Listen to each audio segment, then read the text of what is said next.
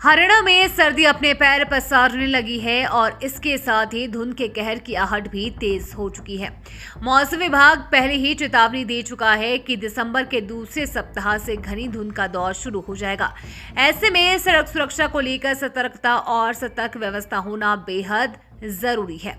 लेकिन हैरानी की बात यह है कि हरियाणा रोडवेज की बसें बिना फॉग लाइटों के ही सड़कों पर दौड़ रही है, जिससे दुर्घटनाओं की आशंका और भी बढ़ चुकी है। सड़क सुरक्षा नियमों के अनुसार धुंध में वाहनों पर विशेष रूप से फॉग लाइटें होना अनिवार्य है, क्योंकि सफेद रोशनी धुंध के बीच फैलकर दृश्यता को और कम करती है, जबकि पीली गहरी रोशनी धुंध में भी आगे का रास्ता कुछ हद तक स्पष्ट कर देती है। बावजूद इसके जिले के अधिकांश रोडवेज बसों से फॉग लाइटें नदारद है।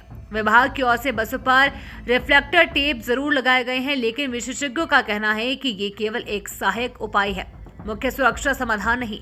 फॉग लाइटों की अनुपस्थिति में छोटे वाहन, बाइक सवार और पैदल यात्री बस चालकों को बिल्कुल आखिरी समय में नजर आती हैं, जिससे जानलेवा हादसे होने की संभावना कई गुना बढ़ जाती है।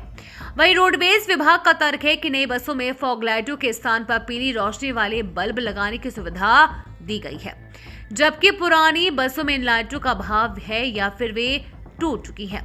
धुंध अधिक होने तक की स्थिति में चालक कभी कभी हेडलाइट बंद कर केवल पार्किंग लाइट के भरोसे ही बस चलाने को मजबूर हो जाते हैं, जो किसी जोखिम भरे कदम से कम नहीं।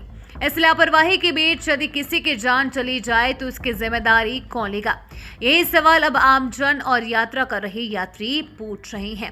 अधिकारियों का कहना है कि अधिकांश बसों में फॉग लाइटें लगाई जा चुकी हैं और जिसमें नहीं लगी है उनमें एक सप्ताह के भीतर पीली रोशनी की सुविधा उपलब्ध करा दी जाएगी।